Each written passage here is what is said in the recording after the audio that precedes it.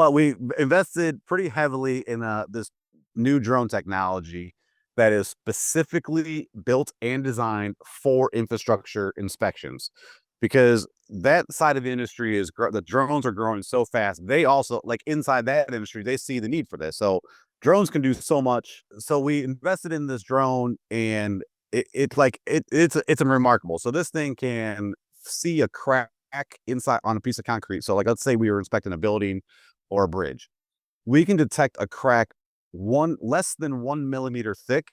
So envision the thick, like if you take your credit card and turn it on the side, Yep. that's about the thickness of a millimeter.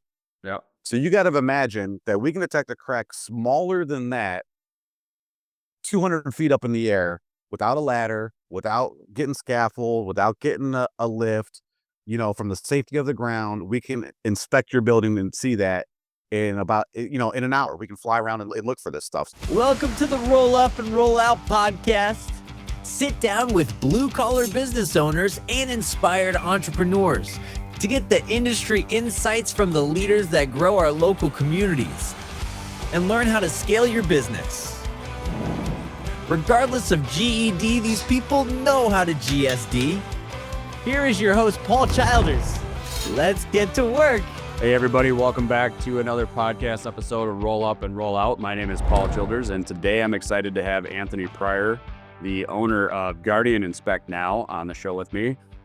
Well, thanks for having me, Paul. So what we do is we do commercial building inspections and infrastructure inspections. I guess what really attracted me to this is a little bit longer of the story, kind of how we got started. So if you don't mind, I'll share that real fast because I'm super, super excited about it. So basically, I also have a masonry restoration company. So by the time everybody would call us, it's normally a pretty big repair. So what we saw over and over and over again were building owners and, property managers would call us to come out and do a big masonry repair. But it was always a problem that could have been solved so much sooner and so much cheaper. So very organically, we started this inspection company with just the basis of trying to help them solve that problem. We are the only ones in the country that currently offer exactly what we offer in the way that we offer it. And we are literally changing an industry. And I can't be happier about it.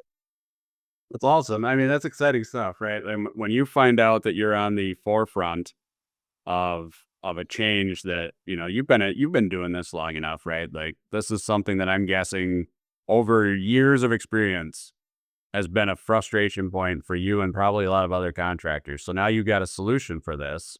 It's like, where do you go from here now with this solution? Is this something that you're gonna, work your way up slowly, or is this something that you're hoping to kind of nail it and scale it quickly? We're definitely hoping to nail it and scale it quickly.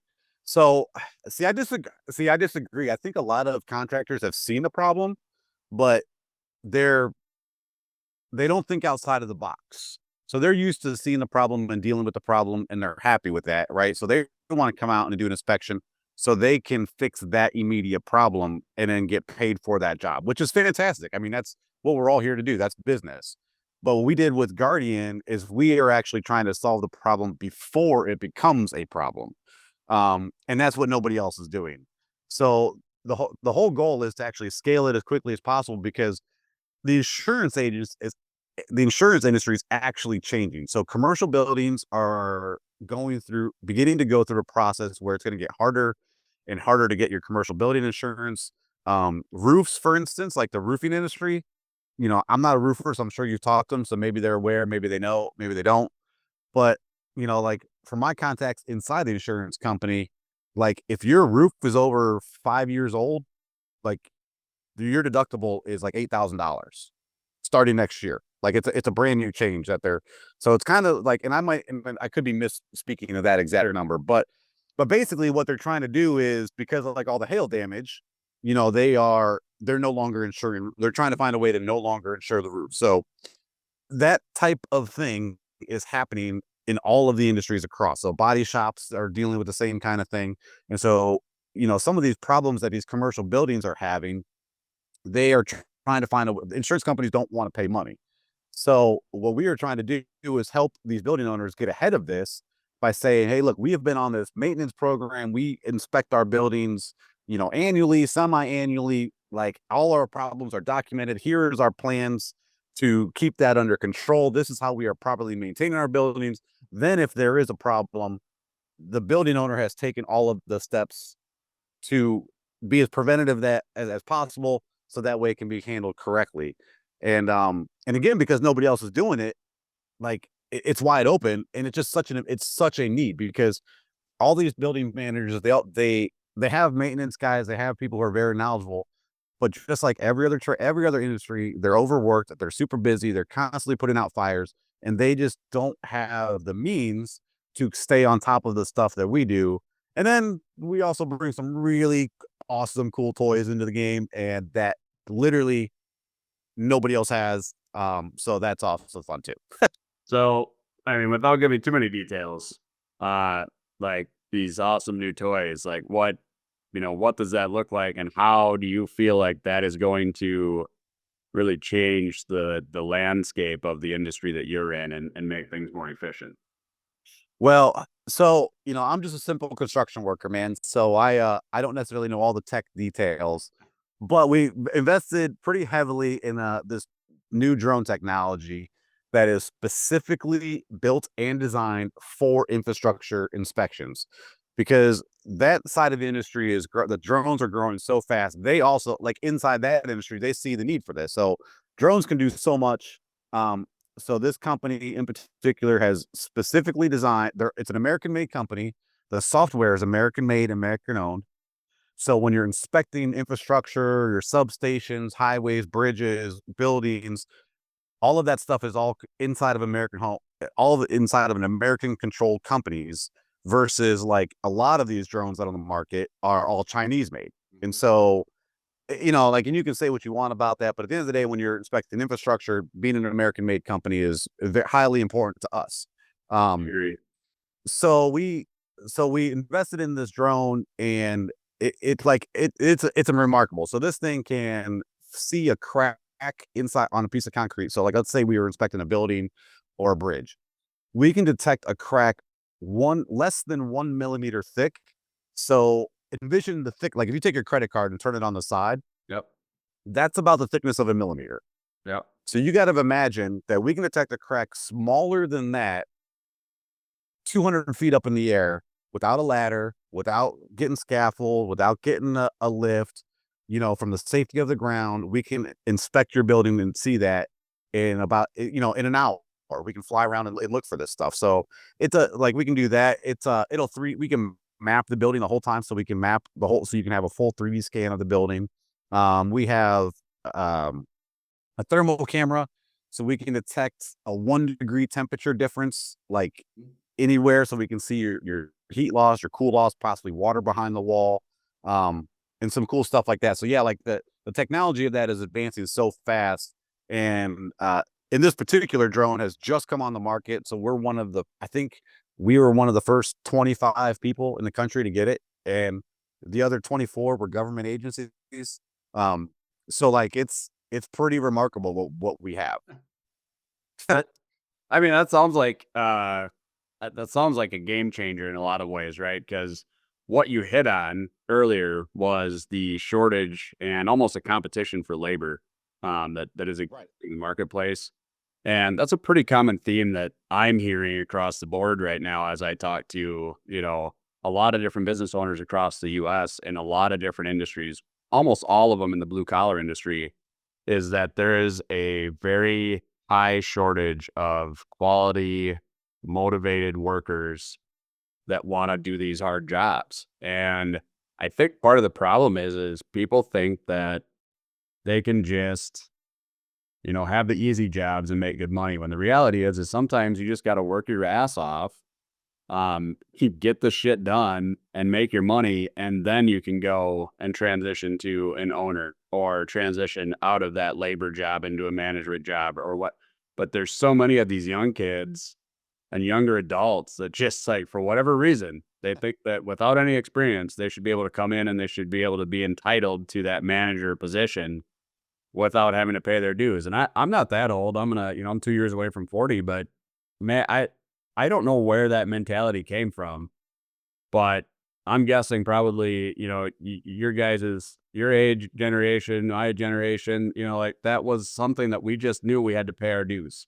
So do you think that's something that you're seeing and experiencing in the workforce? Is that something that you feel is definitely in like younger people? Or are you experiencing that even with like older people right now too, as well as you're working with the through employees? So, like, I think it's across the board. I don't think it's just young people. I think they get the most heat for that just because they're so young, and maybe they carry a little bit more of an attitude with it. But I see it everywhere. Like, people, they they just think that they deserve so much more with doing a whole lot less. And it's a natural theme. Um, like, man, I like in the trades, for instance, like, it's a tough business. The guys who do the labor are, typically come from rougher backgrounds that don't have a lot of options, um, which is unfortunate because the reality is that you can make a really good living in the trade. It's a good living. Like, it's not as hard as it used to be, even No. when I first started. Like, it's definitely gotten easier. Technology is helping to get easier. Like, the demands of the amount of labor is not quite as hard. Like, people are understanding that maybe we were overworked a little bit, but whatever made us tough. So, but I mean, at the end of the day, like, it's gotten a little bit easier, and it's really unfortunate that a lot of people are overlooking it because so then what happens is you get these guys out of these come from these rougher backgrounds, and they're good dudes. They're good people. They just have been surrounded by bad circumstances their whole entire life. So then it's even harder to get them to understand just because they just don't know. And it's not their fault, but they just don't know. And so yeah, man, like, I think it's like, so I don't know exactly where the entitlement comes from. I think it's just we live in a social media era where everybody sees this stuff on Facebook and Instagram, and they think that everybody has all this, and they don't realize, so it's kind of like, so I don't know how you grew up, but I grew up very poor. Yep. So when I mean very poor, I moved out of my parents' house. Well, house is a loose term. I moved out from my parents when I was 16 because I was homeless for the fourth time. And during all those years when I was in elementary school, high school, I thought, like, well, I was poor. We were poor, right? But what I didn't, and I thought everybody else that I went to school with had money. Yep. But when I found out when I got older, an adult, is they were all poor too. Like, they were all struggling. And so all these kids, all these people, like, see, it's like that social media. They see all this stuff, they see all the highlights, and then they go, well, I deserve that. I want that. And it's true, they do deserve it, but they don't realize that those people are struggling too. They're just starting out. They got to work their way up. And it gets lost because they don't have the people in their life to tell them that, no, like, you got to work for that. It takes time. You just got to, put in your work, save a little bit of money every week, save a little bit of money every year. And eventually that's how you end up with that stuff. Yep. Yeah, I agree with that aspect a lot. Like I think there's a lot of connections back to when cell phones and social media really became prevalent around like 2008, 2009, and everybody started having access to them. And you're right, there's a lot of influencers that show a really glamorous life, but then when you peel back those covers and those layers, you find out that they're, renting those super cool Lamborghinis for a day to do photo shoots and videos with, and they're renting that mansion. Or I remember when TikTok was really like a big thing during COVID and stuff, and then it was found out that a lot of the influencers were being paid by TikTok and some advertisers to go live in like an influencer house, Right. but weren't getting paid like super well, right? They're just there to try to get their big break and make it, and as that stuff starts to come out, you're just like, man, this just goes back to the people that make it, really make it, are consistent, they're disciplined, and they put the work in every day, regardless of how they feel, regardless of what's going in their favor, because they know that repetition, consistency, and discipline are going to get them to where they want to be. Right. It may not be the direct route that they're on, right? Like, just because I want to, potentially own multiple businesses. Doesn't mean that's how I will be successful as I climb these ladders myself. So from your standpoint, when you started working, out of high school or even in high school, like, have you always been in like a blue collar type business? And did you envision yourself, this long down the line, still being in a blue collar business and being an owner? Or like, what did you kind of see yourself doing when you stepped into your career? So, as a child, I actually always wanted to be an electrical engineer and I wanted to own an electrical engineering company. And I can remember saying that when I was 8 years old. That's what I wanted to do. And so eventually, as I got older, I got a scholarship to the local university here, the University of Akron. And I went, and at the time, I was admitted into the University of Akron School of Engineering as a freshman, which at that time, which was 20 years ago, I think I was the second freshman in the history of the school to be admitted directly into the School of Engineering. And I got in there and I was bored out of my mind. I hated it. I couldn't stand it. I had way too much energy back in the day. Back in those days, like I literally would like I wouldn't sleep for 3 or 4 days, like no drugs involved, like no nothing. I just had so much energy. I literally could not sleep. And so I started framing houses in college because I needed a job. And that was the very first thing that I did during the day that made me tired enough that I could sleep at night. And that's how I got into the trades. And then from there, I started doing masonry and stuff. So yeah, I fell in love with it. I fell in love with how hard it was. I fell in love with the work. And from early on, I had always envisioned owning a construction company. Um, and so for those first 10 years in the trades, every Saturday I would work a side job. At night, if somebody had a job going on, I'd work after work. If a Saturday came, it didn't matter what it was. It was drywall, concrete, roofing, windows, masonry, like any job that I could find inside of the trades for those first 10 years. If somebody needed help with, I volunteered and helped with them. Yeah. And Awesome. that's kind of how I got started and learned all about the industry. Sure. Um, what are some of the things that you feel are kind of misconceptions about, about like your industry or, any of the industries that you've been in uh, that probably need to be a little bit debunked, and set straight so that people are like, oh, actually, this isn't something that would be that hard to do. I could do this myself if I wanted. Like, Um, let's see. I think the biggest problem, like, I don't know about being debunked, but I think one of the bigger problems is like people in the trades, are generally portrayed as not having any pride, right? So a doctor can go to school for 8 years and everybody goes, oh, your son's a doctor. Well, you know what? Most trade guys make more than doctors. Mhm. And we get to work outside all day long. And it took us 5 years to learn our trade. It takes 7 years to learn our trade. So people have this misconception that in the trades, like it's an undignified job, and that's nothing but bullshit. Like, I mean, it's a high skill job that takes a lot of time to learn and to be able to execute correctly. And it pisses me off that people look down on the trades when I know more than you. Like 9 times out of 10, I know more than you on everything. But people think because they can go to Home Depot and they watch, a YouTube video, and you hate to say it, but like, they think that they can do this work, and then they call me to come fix it because they messed it up. Yep. And so that's one of my biggest complaints is like, you know, and but that agenda is also pushed by guys in the trades because they have a tendency to wear their dirty clothes to work the next day, show up smelling like cigarettes. Like they come into work with 3 cans of Monster Energy drinks, a pack of Marlboros, hungover, and then someone homeowners see that they look at them and go, oh well, you're not as good as me. And really, the reality is, if the tradespeople would just come in with look professional, wear clean clothes, present themselves in a great way, that perception of trade will turn around very quickly. Yeah. Well, I think you're seeing that in some of the some of the trades industries right now. Like, there's been a huge shift in like HVAC companies and plumbing companies and electrical companies, and um, you know, there is there's just been a focus on professionalism and really actually like professionalism, customer service, right?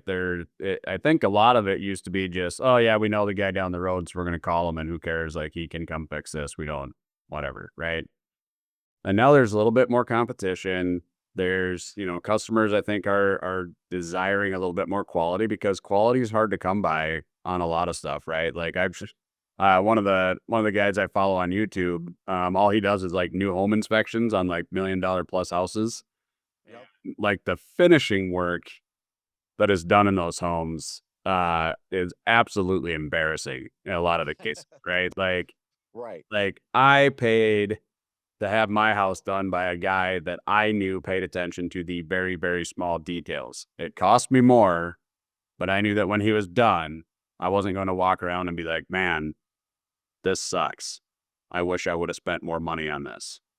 Like, I 100% agree with you. Like, there needs to be more pride on the owner level and even the employee level, because what you guys do is, in a lot of cases, it's artwork. It's very, it's like what you guys can create out of nothing. Sometimes that's a very incredible skill that, in a lot of cases, I think is even more valuable than being a doctor or a scientist or a pharmacist or whatever. Right? Like, the U.S. and probably the entire world was built off the backs of skilled tradesmen, right? Like guys that Right. will craft stone and build buildings and all this stuff, right? So, I don't know when that flip happened because I know back in like the 16th century and stuff, if you look at some of that architecture, like I can tell you that those guys had a lot of pride in what they're doing. You can see it in the buildings that they built. So, um, we got a couple minutes left here, but what is your most favorite thing that you do, job wise, daily routine wise, project wise, and then also what was like the least favorite thing that you do either on like a daily basis or, a least favorite job that you'd come across? Let's see. The favorite thing I do is obviously playing with the drone. That's that's obviously my favorite thing to do.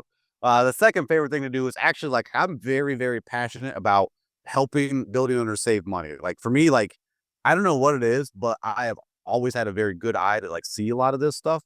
And I love it. Like it's my favorite thing to do because I don't like seeing people waste things, and I feel like a lot of the times that stuff gets, it's just wasteful spending. So like that, that's probably my second favorite thing to do. My least favorite thing to do is paperwork. So I hired a VA. So me and her are working together to take some of that load off of my shoulders because I am definitely a people person, outdoors, working with my hands. Paperwork is a thorn in my side that like normal people probably get it done in like 20 minutes. It takes me like 3 days. like I'm on Facebook, I'm like pushing it off to the side. I don't get it done. After, after this call, after this podcast recording, I'm gonna write this down, and I've got about 68 more episodes to record that I've got booked out on my calendar, which is awesome.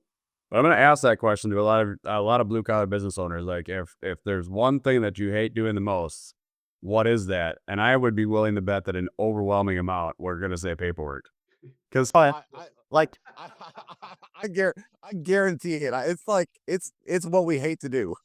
bane of the existence, right? I mean, I get Yeah. sales. You work hard all day. You're sweaty, you're tired. You come home, you wash up, and then at some point in time, you have a large stack of paperwork that's sitting there for you to do, and Yeah, correct. that takes a lot of mental, persistence, and I think what's the word I'm looking for? Stamina to be able to do that one day. Right. So, um, we're gonna wrap this up here real quick, but before we do, I want you to tell everybody, how they can find your company, how to reach out to you to set up, inspections, and kind of what exactly it is that you do, who you like to work with, and then like the best way to get a hold of you, man. Sure, man. Well, so obviously I'm on Facebook is probably the easiest way. That's my favorite platform. I'm on there all the time. Anthony Pryor on Facebook. The website is is www.guardianinspectnow. You can shoot me a message over there, email, whatever you want there. So our ideal client is anybody who has a commercial building or even perhaps a large block of investment homes, but mostly commercial buildings that needs some help maintaining it, that loves the preventative maintenance side to stay ahead of problems, so they don't ever have to. So hopefully they don't have to worry about putting out these large fires because they've been able to plan for some of these things along the way. That's awesome, man. I appreciate you taking the time today to be on the show. We'll get this wrapped up and we'll get it recorded out for you. And I'm looking at getting these launched here in the middle of March. So appreciate your time. This was another episode of Roll Up and Roll Out. And we're always looking to feature new blue collar business owners, experienced blue collar business owners on here that don't have their GED, but they've got their GSD, that get shit done degree. So thanks, Anthony. Yeah, thanks, Paul. Appreciate the time.